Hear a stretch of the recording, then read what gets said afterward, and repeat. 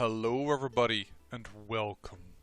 I am the Beta Plan and this is Crusader Kings 2, where we return for one final time to Africa. Cause this is the year in which we will end our gameplay, and which is the map we are going to, well, more or less the map that we are going to transport over into Europa Universalis 4.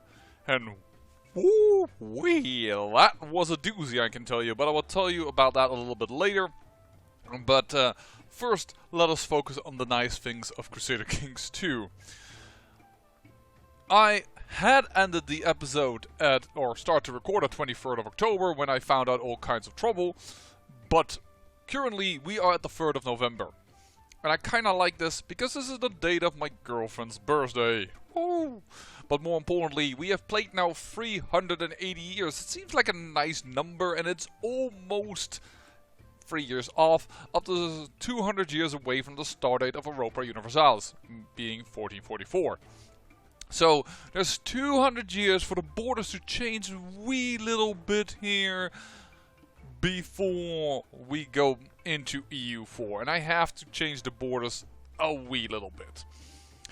But in main principle, Africa is considered Africa. In fact, Jerusalem is actually considered the de jure part of us, so we will get some claims on that in EU4.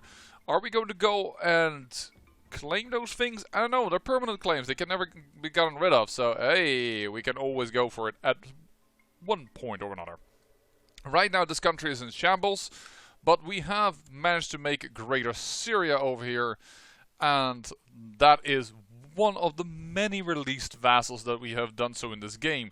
We have released Yemen over here, we have released Corsica and Sicilia, let me just get the right person, Navarra and Badajoz. Now all of these kingdoms, they have a link to us. Either we have currently a marriage with them, via my daughter, either they're from our dynasty, the Daura dynasty, and once again, married to my niece, not my daughter, but married to my niece. And here we have, a link. I need to look which, is it a daughter or a son? I can't even remember. It's a son. Married to my daughter as well, or betrothed. And this is once again our dynasty. So basically everyone around us is somehow intricately linked to Africa. Not only, mind you, by the royal houses, but also by faith. We are Africa. We are African. The countries that lie next to us are almost either entirely African or almost entirely African, because recently he conquered a little bit. Because, well, I did use the Chinese to knock up this country and to knock up the Mongols a wee little bit. You know, didn't want to get them too powerful. But yeah, and even over here, most of it is African with a little bit of Catholicism, or, well, not only Catholicism, but, well, Tunisian, Kafar. It's a mess. It's a mess, the world. But yeah, most of it, oh, and here also some Orthodoxism, most of it African. In fact, African has become such a strong faith that even non-original Africans have taken up the faith. He's not the only one. It's not a lone case. No, the Greek people are turning away from Orthodoxism and are turning towards Africanism. Booyah. Awesome. That is happening as well. Then you can ask, okay, so if you spread the faith, did you spread the culture? Oh, ye of little faith. Yeah, we did. There is only one county over here that's Songhai, one county Kanuri, two are Daju, have been since the very beginning of the game. Very resilient culture. We have 3 Ethiopian ones and 1 Egyptian one within our own borders, but even beyond our own borders, Hausa has been spread tremendously efficiently. It is awesome. So, we have spread Africa beyond the African borders, and we will continue as Africa in EU4. Currently, we are ruled actually by Emperor Tanko the Philosopher. And on the 23rd of October, when I originally started recording this, we got our new bloodline, because, well, this emperor still has the bloodline of his mother, because it's matrilineal transfer it, but of course the father doesn't transfer that to his sons, so we had to create a new one, and we became an amazingly strong bloodline, mind you. Build time minus 50%, technology spread plus 15%, poet opinion plus 10, famous artist and research cult tech. Known as a patron of the art, Tanko is celebrated by countless bots, painters and craftsmen for sponsoring their work. And we are actually also building a legend. So there's a chance that this man also will create two bloodlines, and his wife also has the bloodlines. Actually, no, wait, does she? No, she doesn't. Blood of Attila. The circle is full round. We have the blood of Attila the Hun back into our family dynasty. I don't know how, but we do have a daughter that's a genius, and that's strong. This is amazing heir. This is an amazing heir. Here we have a genius, here we have a genius that's strong, and mind you, we have another genius to use, quick and left-handed, like her father. And then we have another genius. We have tons of possible heirs. Strong. Everybody is just amazing. Of the children of this emperor, this second emperor and his wife are amazing. And then you can ask, how the heck did you get an emperor? Did you only have sons? No. This is the birth of equality. We had daughters, but the best one was the son. And we changed the laws into absolute cognatic primogeniture. Whether you are born son or daughter, if you are the first, you should inherit. But because of our faith, matriarchy kicks in and we can choose which one we want. We are an hereditary, absolute imperial autocracy. Meaning also that when we port to EU4, this is one nation. And oh my god, there's something lovely. Here we are, Africa. Remember that from when I show you the EU4 parts. But yeah, this is where we end up with about 200 years away from the starting date of EU4. But this is not the map we'll end with. And I'll flip up now, pick up the map where we are going to play with. And you can see the final tally of our score. That I will port into EU4. And that has to do with the fact that in order to port to EU4, you have to first end all wars. But I also found out that if your country name is more than 5 letters, it also doesn't port properly. Africa is 1 letter too long. It is crazy shit, yo. And in the end, I converted this by playing Italy for a second and then convert to it. It took me over 5 hours to find out that ridiculous nonsense. Please, Paradox, change. And then still not everything is right. But I will show you a little bit more in EU4. But I thought the series was dead and I was very, very displeased. But here is the map that we will continue playing with. Greater Syria has been reformed, but it has a new capital. Because for a short moment, I inherited. Because this guy will lose his war to his rebellion. But then I was the sole inheritor. So I could grant it back to my son. And from my son I gave away this title. So Greater Syria will have claims on us by ways of the throne, and we will have claims on their territory because it is de jure considered part of us. Interesting. Ended all wars and changed some terrains. In Bulgaria over here I gave Gaeli these terrains while surrendering these to Bulgaria, and I gave one little area of Sardinia, Corsica back to Bulgaria so that they could take the one little county that was here over from Gaeli. Because in EU4, these countries, they're just so bad at maintaining integrity if they are not continuously, have continuous borders. I made it so that Khazaria grew a little bit because, well, I pulled out Bessarabia. I did that because I wanted to give them a little bit of a penalty as I made them win the war with the Mongol horde. Kind of silly because he was winning strongly, but there were 2 other wars that he was losing, but they were of unlanded characters. Cannot play as them, so I cannot make him lose the war, so this is my judgment. Okay, I'll let you win those 2 wars, but you'll have to surrender the other war, and for that Khazaria has to pay with giving up this, and then for continuous borders gave him some other terrains. Made this continuous, and there is Lapi continuous, Scotland has all of this, and Ireland still has this little enclave. I didn't remove it because, you know what?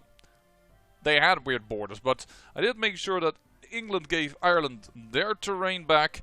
Ireland gave them the English terrain back along with this, and that was a fair trade because England only got 7 counties out of that, and Ireland got 8. You wouldn't say it by looking at the map, but that was true. And England got all of this and traded therefore some lands away towards Scotland, which is of course our version of Scotland. Yeah, this is the final map that we're going to play with. So let's look at the ledgers. What have we done here in Crusader Kings 2? What have we done as Africa? Well, first and foremost, wonders of the world. We own by far the most. 2, 3, 4, 5, 6, 7, 8, 9, 10. And don't forget that we owned the Petra. And we owned the Apostolic Palace, because those are now owned by people that were once under our control. So actually we own these two as well. But most of these are built by us, and I wonder if they are going to return into EU4, because we do have a royal palace, we have a fortified underground city, we have a grand harbor, we have a university. We have, of course, the statue from which we originated from. The statue in the land that we originated from, and our old capital in Kano over here, the Grand Library of Kano. I really hope to see them back in EU4. I doubt it though. But yeah, we have the most world wonders. We are amazing. What else are we? Well, from the living descendants, from the bloodlines, this is kind of weird, but Emperor Tanko the Philosopher only has 10. And I don't know why, but it isn't showing the Daura bloodline. That feels kind of weird to me. Because this is Ragnar Lodbrok. Oh, here it is. She's considered of Songhai. Wow, Magajiva the Brute. 264. And there you can already see something interesting. 443 for Tibet. Keep that in mind. Oh, sorry, misclicked. Too fast. Here are the number of kill lists. Magajiva, the Sword of the Ancestors. That is not the Magajiva, mind you. That is not our founder of our thing. That is Lativa, Rashida, the Sword of the Ancestors. Magajiva, the Sword of the Ancestors. That is this lady. She killed a lot of people. This is Jamila the Dragon. Oh, or no, it might be this Magajiva actually. Is it you? No, you're 33. I was just about to say, I didn't think it was you. The loyal Malika are tribal emperors, and Malika, the Sword of the Ancestors. Yeah, only 13 kills. And we start, of course, as Magajiva, the Brute of Songhai. 42 kills. Kills include bears. But yeah, a few lines up, and we will end up at Magajiva, the Sword of the Ancestors, with 163 kills. Nice. Actually trying to get a bloodline, but well, didn't happen. Anyways, yeah, we did a lot of the kill list, as you can see in the above chain. But our puppets are not doing too bad. This is this is Maghreb. This is a vassal of ours, as well as here is Nafara, for instance.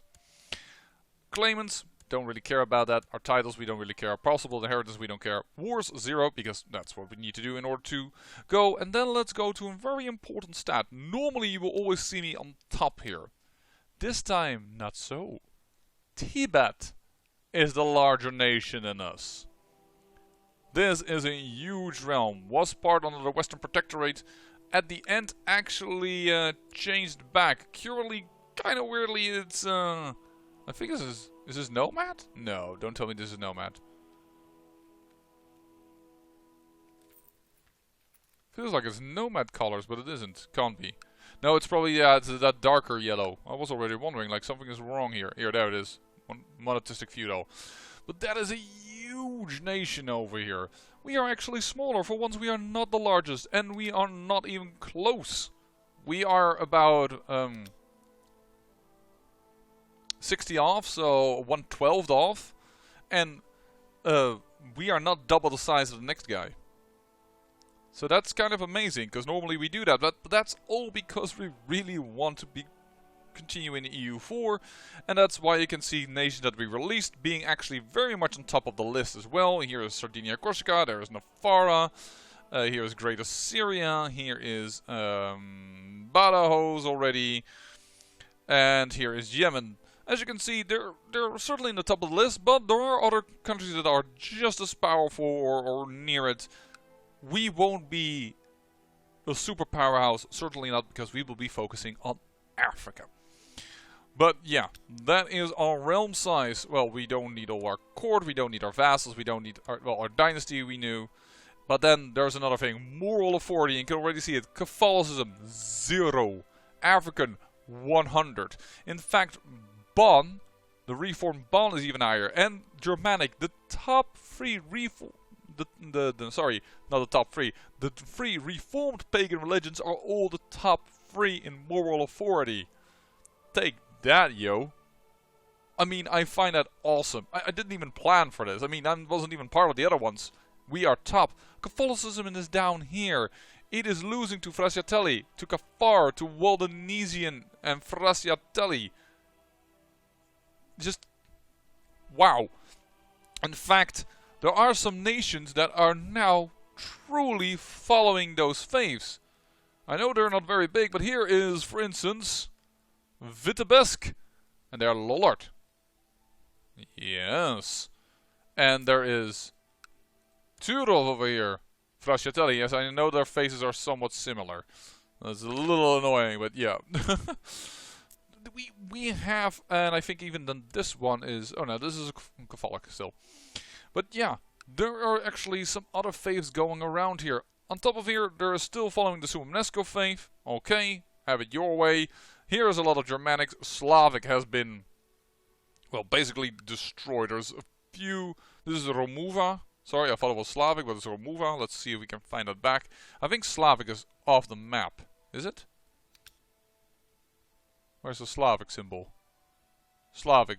Oh, there are 3 counties that are Slavic. This is Romuva. This is Slavic. But the nation itself is Norse, so I don't think we will see that back into EU4. We started as a single county duchess over here in Daura, where we are building a crown on our accomplishments. It's gonna take a few years. But yeah, we started over here with our husband owning the lower end. But we were sneaky, and we hatched ourselves a plot. Because my husband's son was not of my dynasty, as we were matrilineal married. I could plot against him, killed him, and hey voila! My daughter inherited everything that she needed to inherit. And there it went. We created a dynasty that was everlasting. Daura dynasty, 962 prestige, 613 living members. I mean, we are not the Tibetan dynasty, but we come pretty darn close. In fact, actually for prestige-wise, we are better. We just don't have as much... oh, actually in living members we are really good. I misread that then. Total members, it's because of the bloodline then. It's probably because this bloodline can be done matrilineal and patrilineal. Yeah, that's why. And our original bloodlines were only matrilineal transferable. That is why their bloodline is so large. They're cheating. But we started over here in our little county over here of Daura, which is why our family name comes from it. We spread over here, started to conquer to the left, started to gain our kingdoms, and spread out until we had this area as a tribal emperor, I think. I think it was around this territory. I can't read the book because, well, as you understand, I had to go to every country to start ending wars, so I don't have a book to check things. I'm sorry. But, yeah. In the end, I remember that Mauritania, or Maghreb, how you want to call it, was weakening as a Muslim nation. We swooped on in, conquered north, and then swept around to a very powerful Egypt, which with the help of the Chinese Empire, we smacked to bits. We cleaned up the mess as our vassals started to clean up Abyssinia and Nubia, and we slowly started to reach beyond. Even as this nation formed the Kingdom of Nobatia, which we have renamed East Africa, taking little pieces over there and there into its de jure, we managed to play long enough to have Africa be totally considered Africa. We conquered in faith. We are a nation of equality. We are an absolute kinetic primogenitor, and we're a little bit controlling, I have to admit. Illegal, full status for women, mind you. We can give out vice and royalties, religious revocation, we're an imperial administration, and we also have the grand ability of having no council, which means that we should be inheriting everything. This is the map. Study it well. In about a few seconds, I'll be back for you with EU4.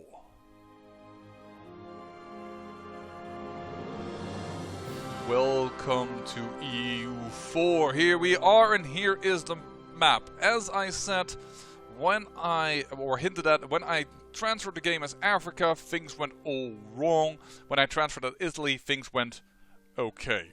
So if you ever want to port a game, keep that in mind. Apparently the characters, or at least it seems that they are allowed to be longer than 5.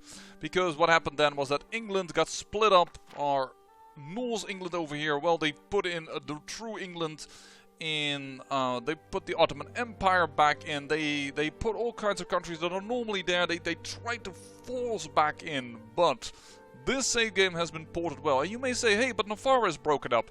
And not entirely true. This is a vassal of Navarra, Toulouse. Here is Baden, which is a vassal from France, which is why these borders are a little bit weird over here. England has a little bit of territory over here as we transferred, but when you say, hey, but Wessex is out, but Wessex isn't out, it is a vassal of. Same goes for Ireland. Ireland broke up and has 4 vassals right now. 4 vassals. Scotland, also 4 vassals. Will they be able to maintain their country? I do not know. I guess that Norwegian was a little bit stronger in its control over its vassals, because that hasn't broken up much. It is a little bit of a weird border over here, but well, they're just going to have to deal with that. Everything else worked out pretty fine. As over the countries that we looked at, here is the Catholic little nation. Well, let me just look it up. I need to find it. There it is. There is the Lollard nation. Vitebsk over here. It has survived as a very small country, but it is there. Here is a Frascatelli country. I love that there are these little changes. But if we look at the... that's diplomatic. Sorry, at the religious map mode, we see that Sumanesco has been changed into animist. But it wasn't reformed, so that's quite logical. Norse is over here. That's quite nice. Lollard is set. We just looked at Frascatelli being present. We can see Yazidi over here with this lovely peacock symbol that almost makes me want to play Yazidi at a certain point just to have this peacock symbol. Paulician is over here, that is nice. Here is Mafonolite, and Orthodoxism is present as well. So there are many reform paganism. Wait, what? Yeah, I don't know why, but we are considered just simply fetished. Despite the fact that we are reformed, we do not get our own symbol. We are just grouped in with every other fetish. On the other hand, most of Africa is truly fetish. So you know what? I'm just gonna go with it. I'm just gonna go with it and say thank you. Because when I first transported this game from CK2 into EU4 as being Africa, I got, and I mean this for real, no religion. All of these counties were white and it said no religion until the point here, and everything was fetish. The big problem of that was, when you have this, right, you can't convert the county back. So because I can't convert the county back, my religious unity just started dropping like crazy, which is not good for your status. But if we look at our nation, you can see that we are actually bordered all the way here. They did bring in Yolov. I don't know why they did that, but they did. And apparently for some reason now we have again Yolov itself is Sunni, but they do have African which I'm just gonna go African, the fetish culture over there. So we just need at least pounce on them. And if we look at Tibet, nice. They actually have their reinstated thing. And now I'm gonna look at one little thing that went wrong in the transfer back in the day. No, nowadays it's fine. And we actually had, when I transferred to Africa, we had no religion and the culture was gone here over here. It had no culture. It was grayed out. Really weird. But here we are. Hausa spread nice and far. There's a bit more Daju actually now, because now all of these are considered Daju. Kanuri here, but it doesn't really matter. We will get rid of this Egyptian. Don't worry about it. We will get rid of Daju probably, because it's not going to be strong enough as a culture. We'll have to see how we were going to handle that. But I like it in general. It's a bit big, bad, messy map. I'm not sure how Mongolia is going to survive under Genghis Khan. I like that Temujin Bajorgan is still in here as a 446. But if we look at us, our leader is a 656 with our daughter being a 333. That I don't like. I know that our daughter wasn't grown up yet, but a 333 is kind of meany. But yes, our emperor is amazing at 656. That is our inheritance, if you will. So we are going to play as Africa the nation, and we are of course an imperial rank. Oh wow, Tibet is only a kingdom. Well, that's going to make the amount of empires very small. Yeah. Wow. Well, let's play. Of course we're going to play. We cannot do this because we have a mod installed. The mod being our save game. So we're just going to play this way. Let us see what is happening in our own country when we start the game. And I'm already super happy that fetishist is not what I wanted. I wanted a reformed religion. It sounds to me like it isn't reformed in that sense. But you know what? We're just going to have to accept that. The African continent is huge and diverse. West Africa is home to a number of rising kingdoms such as Songhai and Bornu. It's ours, baby. As well as waning states like the Mali Empire. We're Africa. The Maghreb is going through a general crisis of deurbanization. Nope. Foreign invasion and famine, while Egypt is firmly under the rule of the Mamluk household. Nope. In the east, Ethiopia, nope, is dominating the Horn of Africa, and the Sultanate of Kilwa is trying to control. That's over here. All right. The Sabidi sultans on the coast. By the Great Lakes, the intralacustrine kingdoms, I'm not sure if I say this right, fight over the spoils of the Kitara Empire, while the Matupa and Marawi kingdoms try to assert their authority over the Zambezi. Alright, religion. Fetishist, tolerance of heathens +2, diplomatic relation. Fetishist rulers are select a cult, which is their own bonus and events. New cults can be unlocked through interacting with countries and foreign religions, or other fetishist countries that have adopted cults that you lack. Fetishism is native to Africa, and all fetishist provinces can be found in the African continent. Okay. Government. We are a monarchy. Empires are monarchies. This means that the ruler is in place for life, and this succession is dependent on having a designated heir. Heirs are acquired either over time or through event choices. If a monarch dies before your heir reaches maturity, a regency council can take over, preventing the declarations of war. Monarchs also have consort that can be acquired through royal marriage. Oh, by the way, and when we start up the game, you can see on the left, as you can see down here, which expansion I have installed. I do not have Mare Nostrum, I do not have the Third Realm, I do not have the Rule of Britannia, I do not have Dharma, and I do not have Golden Century. I'm just pointing it out. I have the other ones. So just so you know. Your government is augmented by the estates of the realm. This can differ from county to county, but represent strong intergroups within your country and give you powerful as if they are loyal and influential. And the environment. There are no region-wide mechanics in this region. You are free to fill the void of authority through your actions. Close. So let's look at it. Our nation. We have a lot of things to look through. I know this episode is going to be a little bit long, but we're just going to have to accept that. We have a deficit. That's not good. We have a deficit. We have a lot of diplomats. Cool. And we also have corruption. And we have no current cults. So we're going to select a cult. Improve relations, tolerance of the true faith, discipline. We're going to select Mawari. For now, to get some extra discipline.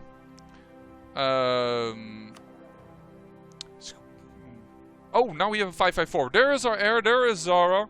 554. Idea cost lowered. Nice. Land maneuver bonus. More of armies. Amazing. Nice. Cool. That's all cool.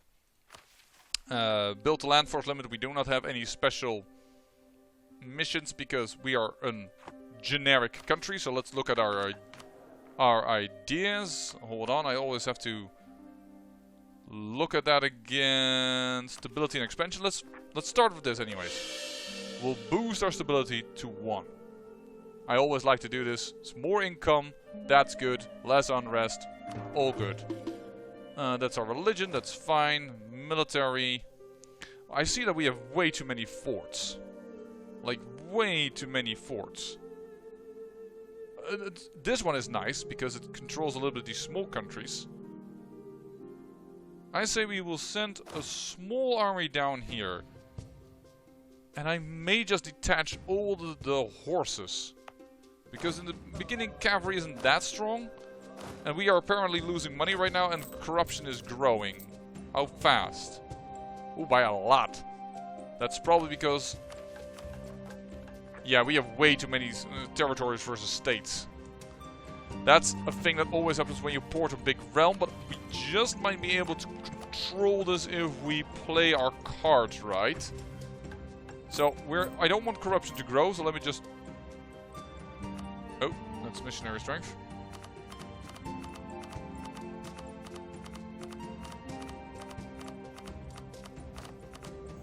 Oh.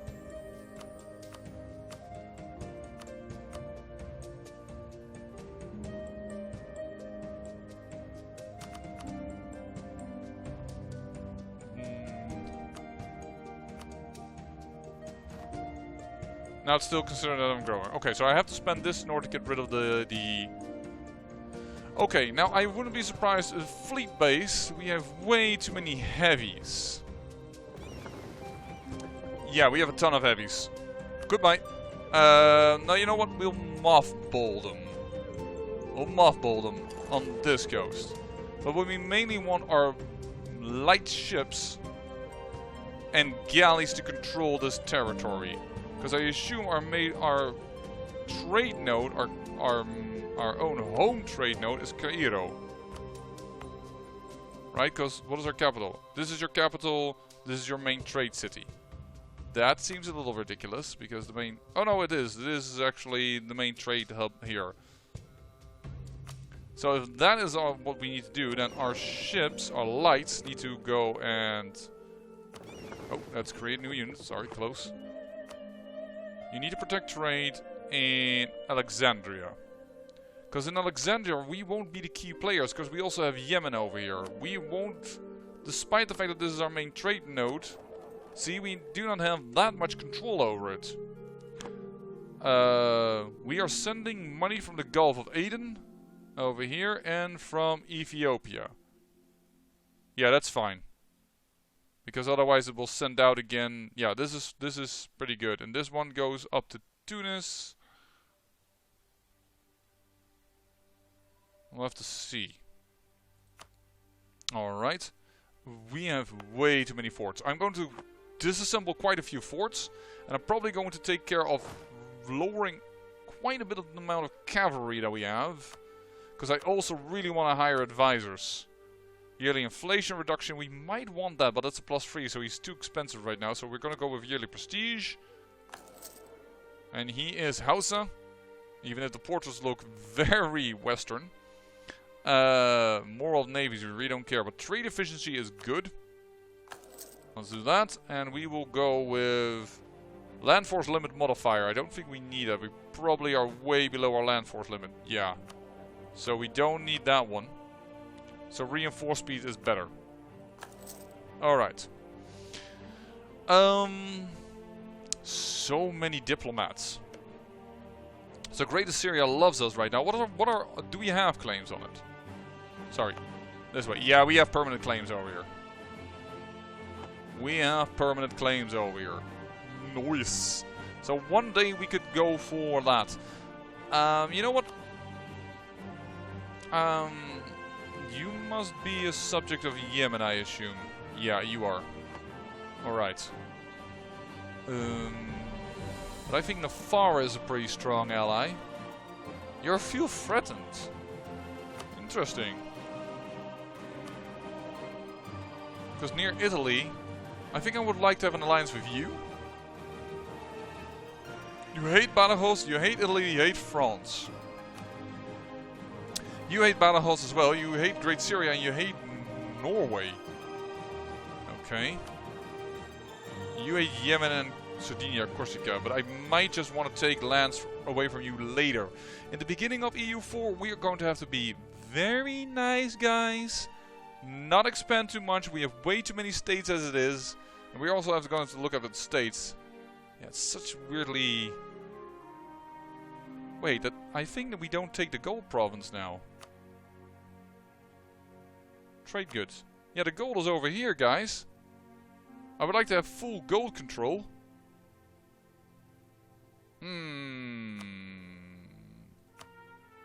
That's a bit unfortunate.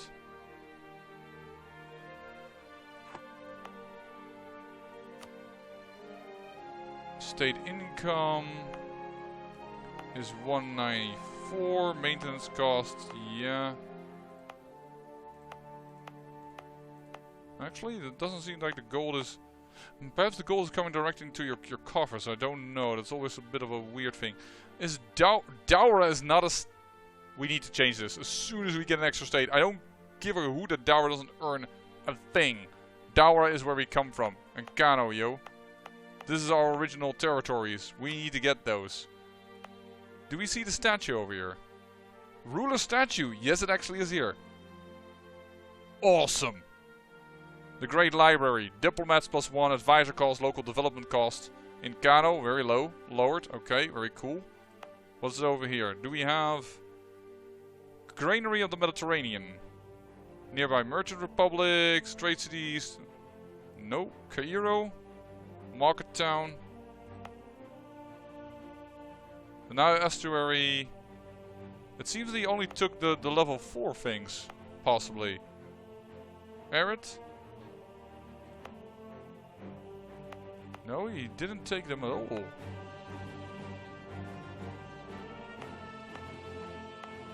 I don't see our... Natural Harbor?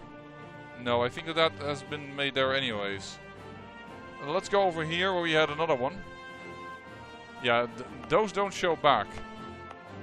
So only the statue shows back and the library. In our original territories. Well, we have them anyways. We should be happy with it. This is the game we're gonna play. We're gonna make Africa great. We're gonna make Africa...